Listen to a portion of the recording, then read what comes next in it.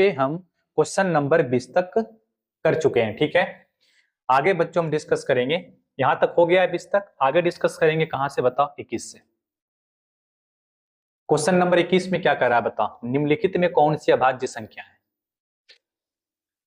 क्या बनेगा इसका आंसर बताओ, निम्नलिखित में कौन अभाज्य संख्या है। देखो, तो अगर हम बात कर लेते हैं ऑप्शन ए की, तो यहाँ पे क्या है 27। 27 जो यहाँ पे है बच्चों आपका, ये 3 से कट रहा है और 9 से भी कट रहा है। इसका मतलब क्या हुआ कि एक और खुद के अलावा किसी और संख्या से भी एक कट रहा है, तो ये क्या होगा आपका भाज्य संख्या होगा। 35 देखो 5 से भी कटेगा और 7 से भी कटेगा, इसका मतलब है कि ये भी क्या होगा बच्चों आपका भाज्य होगा। 56 देखो 7 से भी कटेगा और 8 से भी कटेगा, इसका मतलब है कि एक और खुद के अलावा किसी और भी संख्या से कट रहा है, तो ये भी क्या होगा भाज्य होगा। ठीक है, तो राइट आंसर क्या बनेगा आपका, राइट आंसर बनेगा आपका ऑप्शन सी 13। Option C 13। देखो 13 क्या है, एक अभाज्य संख्या है क्योंकि एक और खुद के अलावा किसी और से नहीं कटेगा। ठीक है, तो राइट आंसर होगा ऑप्शन सी। 144 के अभाज्य गुणनखंड में 2 का घातांक है। आपसे कह रहा है कि अगर हम 144 का अभाज्य गुणनखंड करेंगे तो 2 का घात में हमें क्या मिलेगा। तो कैसे बनाएंगे इसे, तो सबसे पहले इसे हमें अभाज्य गुणनखंड करना होगा। करके देखो एक बार, 2 से जाएगा 72 बार में, 2 से जाएगा 36 बार में, 2 से जाएगा 18 बार में, ठीक है, 2 से जाएगा 9 बार में, 3 से जाएगा 3 बार में। ठीक है, अब देखो बच्चों यहाँ पे 144 बराबर में हम क्या लिख सकते हैं, 1 2 3 4, 2 का पावर 4 गुने में होगा 1 2 3 का पावर 2। ठीक है, हमसे क्या पूछा है 2 का घातांक, 2 का घातांक, तो बताओ 2 का घात यहाँ पे क्या है बच्चों, बताओ तब बताओगे कि सर 4 है। कितना है बताओ, 4 है। तो राइट आंसर बनेगा आपका ऑप्शन सी। ठीक है, ऑप्शन सी। नेक्स्ट देखो, निम्नलिखित में कौन अभाज्य संख्या है।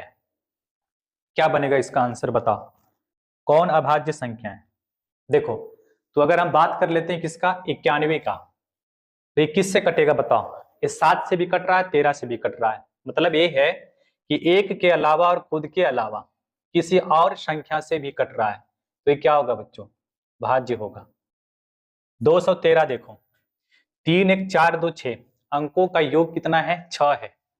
ठीक है, अगर अंकों का योग 6 है तो ये संख्या 3 से कटेगा, इसका मतलब है एक और खुद के अलावा किसी और भी संख्या से कट रहा है, तो ये भी क्या होगा, भाज्य होगा। ठीक है, 501 देखो, 5 और 1 कितना होगा, 6 होगा। ठीक है, 6 है, इसका मतलब है 3 से कटेगा, तो 3 से कटेगा तो ये भी क्या होगा बच्चों आपका भाज्य होगा। ठीक है, तो राइट आंसर क्या बनेगा बच्चों आपका ऑप्शन सी 41। 41 क्या होगा आपका अभाज्य संख्या होगा, क्योंकि ये जो है एक और खुद के अलावा किसी और से नहीं कटेगा।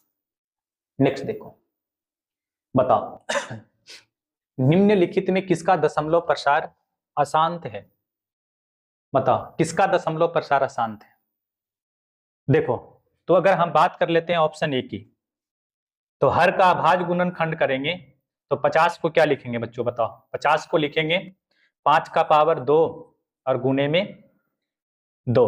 ठीक है, तो हर का अभाज्य गुणनखंड के रूप में 2 और 5 आया है, इसके अलावा कोई और संख्या नहीं आया, इसलिए क्या होगा बच्चों बताओ, शांत होगा। 1600 देखो यहाँ पे है, हर में 1600 है, 1600 का मतलब हुआ 16 गुने 100। ठीक है, अगर 16 की बात करेंगे बच्चों तो ये क्या आएगा, 2 का पावर क्या आएगा आपका 4 आ जाएगा, और 100 की बात करेंगे तो 2 का पावर 2 और गुने में 5 का पावर 2। तो हमें क्या देखने को मिल रहा है बताओ, 2 और 5 के रूप में आया, अभाज्य गुणनखंड के रूप में 2 और 5 के अलावा कोई और संख्या नहीं आया, इसलिए ये भी क्या होगा, शांत होगा। यहाँ पे देखो हर में कितना लिखा हुआ है 625, का मतलब क्या हुआ यहाँ पे, इसका मतलब हुआ 5 का पावर 4, 5 का पावर 4, तो यहाँ भी 5 के अलावा कोई और संख्या नहीं आया, तो ये भी क्या होगा बच्चों बताओ, शांत होगा। ठीक है, तो राइट आंसर बनेगा बच्चों आपका यहाँ पे ऑप्शन बी। Option B. ठीक है, 43 में ना तो 2 है ना तो 5 है। ठीक है, तो राइट आंसर क्या बनेगा आपका? Option B. नेक्स्ट देखो, एक अशून्य परिमेय संख्या, ठीक है, अपरिमेय का गुणनफल क्या होगा?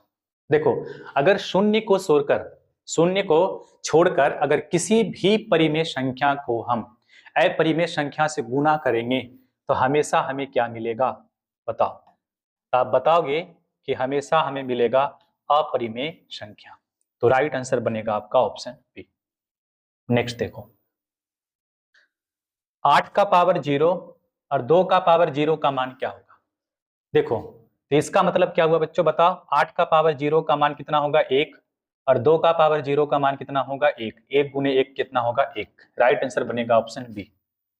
नेक्स्ट देखो, यदि a और b अभाज्य संख्याएं हैं, a और b अभाज्य संख्याएं हैं, तो a और b का मौसा क्या होगा? तो आप बताओगे कि सर हमेशा अगर कोई सहअभाज्य संख्या है, ठीक है, या फिर अभाज्य संख्या है, अगर दो अभाज्य संख्या है तो उसका हमेशा मौसा कितना आएगा? हमेशा मौसा कितना आएगा बच्चों? आपका 1 आएगा। ठीक है, तो बच्चों आप यहाँ पे ऑप्शन डी में 1 लगा लो। ठीक है, और राइट आंसर लगा लेना आप ऑप्शन डी। ठीक है, 1 होगा। ठीक, नेक्स्ट देखो, यदि 65 तथा 117 का मौसा इतना के रूप में है तो m का मान क्या होगा? बताओ। देखो बच्चों, आपसे कह रहा है यहाँ पे कि अगर हम 65 और 117 का मौसा निकालते हैं तो कितना आता है? इसके बराबर आता है, इसके बराबर में आता है।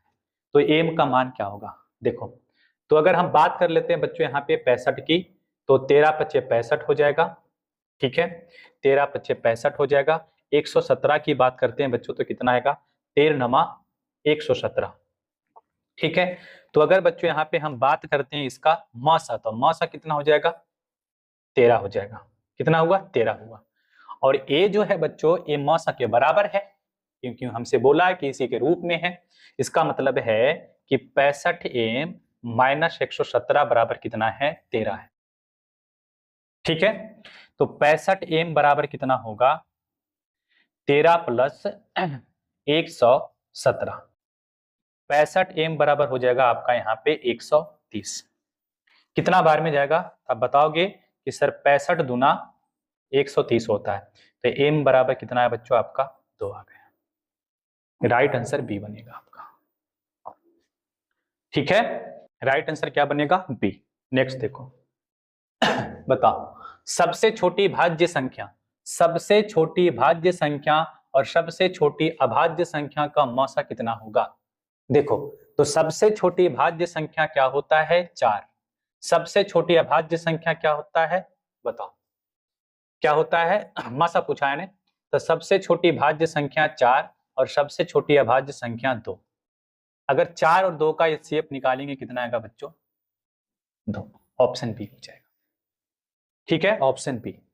नेक्स्ट देखो, दो लगातार संख्याओं का मौसा, कल ही बच्चों आपको बताए हैं कि दो लगातार संख्याओं का मौसा हमेशा क्या होगा? 1 होगा। क्या होगा? 1 होगा। ठीक है, नेक्स्ट देखो, 5005 के कितने अभाज्य गुणनखंड हैं? बताओ, 5005 के कितने अभाज्य गुणनखंड है? कैसे बनाओगे? तब बताओगे कि सर इसका अभाज्य गुणनखंड करेंगे। तो 5005 की बात करेंगे बच्चों तो क्या होगा बच्चों? बताओ, 5 से जाएगा 1, 001। ठीक है, अब किससे जाएगा बताओ? किससे जाएगा बताओ? 7 से जाएगा। ठीक है, 7 एकम 7, 7 चौक 28 और 7 तिया 21। ठीक है, 143। 11 से कटेगा, देखो कितना बार में जाएगा? 1 और 11 तिया 33। ठीक है, फिर 13 से जाएगा 1 बार। ठीक है, तो अगर बच्चों यहाँ पे हम बात कर लें 5005 की, तो हम क्या लिखेंगे? 5 गुने 7 गुने 11 गुने 13। कितना आया बच्चों बताओ यहाँ पे? तो 1 गुणनखंड, 2 गुणनखंड, 3 गुणनखंड, 4 गुणनखंड, तो 4 हो जाएगा आपका ऑप्शन बी। ठीक है, ऑप्शन बी हो जाएगा। नेक्स्ट देखो, 15, 5 और 20 के लौसा और मौसा का अनुपात क्या होगा? बताओ, 15, 5 और 20 के लसा और मसा का अनुपात की बात करेंगे तो क्या होगा बच्चों, बताओ आप। देखो तो ये बहुत सिंपल है, ठीक है। 5, 15 और 20 की अगर हम बात करेंगे बच्चों यहाँ पे एलसीएम का, किसका, एलसीएम की, तो एलसीएम कितना आएगा इसका बच्चों बताओ। 20 दिया 60, 15 चौका 60 और 12 25 60, 60 आ जाएगा बच्चों आपका यहाँ, ठीक है। अगर हम बात कर लेते हैं 5, 15 और 20 की HCF का, तो हो जाएगा कितना आपका 5, ठीक है। आप निकाल लेना 5 होगा, ठीक है। देखो हमसे क्या पूछा है, लसा और मसा का अनुपात, लसा और मसा का अनुपात। लसा कितना है बच्चों बताओ, 60 है। मसा कितना है, 5 है। अनुपात का साइन ए होता है, ठीक है, ए होता है, ठीक है। दोनों में जो भी कॉमन होता है वो कट जाता है, ठीक है। तो 5 से जाएगा 12 बार में, 5 से जाएगा 1 बार में, ठीक है। क्या आएगा, 12:1 आएगा, 12:1। तो राइट आंसर बनेगा बच्चों आपका ऑप्शन डी। बताओ क्या बनेगा, ऑप्शन डी। नेक्स्ट देखो, दो संख्याओं a और 18 का लसा कितना है 36 और मसा कितना है 2 है, तो a का मान क्या होगा। कैसे बनाएंगे इस क्वेश्चन को, बताओ। देखो बच्चों, तो हमने आपको बताया है इसमें कि पहली संख्या गुने दूसरी संख्या बराबर क्या होता है, लसा, और गुने में क्या होता है बच्चों बताओ, मसा। आप बोलोगे बिल्कुल सर, ठीक है। देखो पहली संख्या कितना है, a है। दूसरी संख्या कितना है, 18 है। लसा कितना है 36 है। मसा कितना है 2 है, ठीक है। अब देखो क्या बनेगा इसका आंसर, 18 दूना 36, 2 बार में गया। a बराबर क्या होगा बच्चों, 2 गुने 2। a का मान चलेगा आपका 4। क्या होगा बच्चों बताओ, 4। ऑप्शन सी हो जाएगा, ठीक है, ऑप्शन सी। चलो नेक्स्ट देखो, यदि p तथा q दो अभाज्य संख्याएं हैं तो इसका मौसा क्या होगा। तो आपको ध्यान रखना है कि दो अभाज्य संख्याओं का मौसा हमेशा कितना आता है बच्चों, 1 आता है। क्या आता है, 1। तो राइट आंसर बनेगा आपका ऑप्शन सी। नेक्स्ट देखो, सबसे छोटी अभाज्य संख्या और सबसे छोटी भाज्य संख्या का गुणनफल क्या होगा, बताओ बच्चों।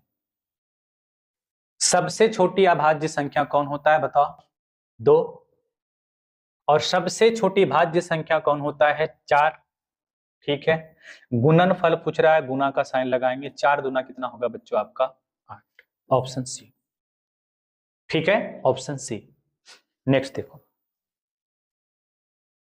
बताओ इतना है एक पूर्णांक, एक परिमेय संख्या, एक प्राकृत संख्या, एक अपरिमेय संख्या। देखो यहाँ पे पॉइंट के बाद बच्चों यहाँ पे 2 7 2 7 रिपीट हो रहा है, ठीक है, रिपीट हो रहा है। लेकिन रिपीटेशन कैसा इसका है बताओ। तो बच्चों यहाँ पे क्या है, सेम फॉर्मेट में हो रहा है, बार बार 2 7 2 7 हो रहा है। इसका मतलब क्या हुआ बच्चों, यहाँ पे क्या हुआ बच्चों बताओ, कि ये जो है आपका क्या होगा, अशांत आवर्ती है, अशांत आवर्ती है। और अशांत आवर्ती बच्चों आपका कहां पे जाता है, परिमेय संख्या में, परिमेय संख्या में। तो राइट आंसर बनेगा ऑप्शन सी, ठीक है, ऑप्शन सी हो जाएगा आपका। नेक्स्ट देखो, किसी पूर्णांक के लिए, किसी पूर्णांक के लिए सम संख्या का रूप कौन है, बताओ यहाँ पे सम संख्या का रूप कौन है। देखो तो यहाँ पे बच्चों आपका आंसर होगा, बताओ, ऑप्शन सी 2m, ठीक है, ऑप्शन सी। नेक्स्ट देखो, 6/15 का दशमलव प्रसार कैसा होगा, शांत, अशांत, आवर्ती, ठीक है। यहां पे लिखना आप अशांत, अशांत, आवर्ती, ठीक है। अब बताओ बच्चों, और यहां पे लिखना अशांत अनावर्ती, ठीक है, अनावर्ती। क्या होगा बच्चों बताओ। देखो तो अगर यहाँ पे हम बात कर लेते हैं बच्चों इसका, तो कितना हो जाएगा बच्चों बताओ। देखो 6/15 है, ठीक है। 3 से जाएगा 2 बार में, 3 से जाएगा 5 बार में, 2/5 आया। 2/5 का मतलब क्या होगा? शांत होगा। तो राइट आंसर बनेगा बच्चों आपका ऑप्शन ए। नेक्स्ट देखो, दो परिमेय संख्याओं के बीच कितनी परिमेय संख्या होती है? तो आप बताओगे कि सर दो परिमेय संख्याओं के बीच अनंत परिमेय संख्या होती है, तो option D is the right answer, option D Anant. Next देखो बच्चों, बताओ इतना है, एक पूर्णांक संख्या, एक परिमेय संख्या, एक अपरिमेय संख्या। देखो तो यहाँ पे बच्चों हम क्या देख रहे हैं कि जो रिपीटेशन है वो बार बार 3-3 हो रहा है, ठीक है, 3-3 हो रहा है। इसका मतलब है कि अशांत आवर्ती है। अगर अशांत आवर्ती है तो अशांत आवर्ती आपका परिमेय संख्या होती है, तो हमेशा क्या होगा बच्चों? ये परिमेय संख्या होगा। तो राइट आंसर बनेगा आपका ऑप्शन बी। क्या होगा? Option B is the right answer, ठीक है। नेक्स्ट देखो, ये क्या होगा बच्चों? बताओ, 5.2372। देखो ये क्या है? शांत है, ठीक है, शांत दशमलव प्रसार है। तो शांत दशमलव प्रसार क्या होता है? बताओगे कि सर शांत दशमलव प्रसार परिमेय संख्या होता है। तो राइट आंसर बनेगा बच्चों आपका ऑप्शन बी, परिमेय संख्या, परिमेय संख्या, ठीक है। चलो, तो 40 क्वेश्चन बच्चों हम यहाँ पे कवर कर चुके हैं, ठीक।